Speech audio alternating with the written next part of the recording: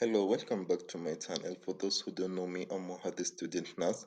In my previous video, I had started talking about the respiratory system, and I talked about the videos about the nose.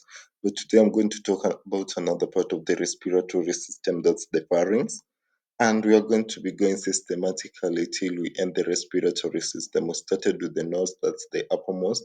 Now we are going to the pharynx, then we'll be going downwards till we finish the respiratory system. So today I'm going to talk I'm going to talk briefly about the pharynx. And the pharynx is the correct term of the throat. The pharynx, so it's also known as the throat. It is a muscular and membranous tube that it's about 5 inches long, extend downwards from the base of the skull, and it eventually becomes the esophagus. The pharynx anatomically is divided into three portions. We have the nasopharynx, we have the oropharynx, and we have the laryngopharynx. Here, just from the prefix and the suffix here, you can see naso, that stands that stands for the nose, and the pharynx stands for the and the pharynx, that's just automatic. You can tell that's the pharynx.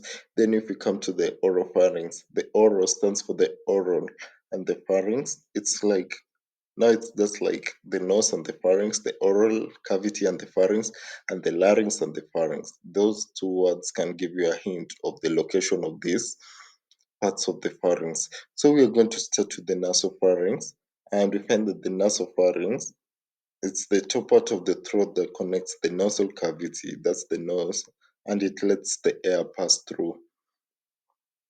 When we breathe in, the air passes through the nasopharynx as it goes down into the other respiratory parts.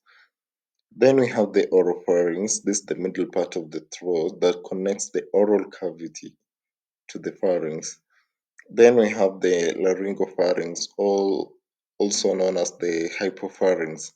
It's the bottom part of the throat that is near the larynx, and the larynx is also known as the voice box. So here are the parts of the pharynx we were talking about.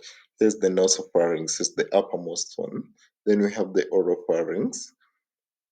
Just from the diagram, you can see here is our nose, and you can see how the nasopharynx comes into contact with how they connect so well with the pharynx.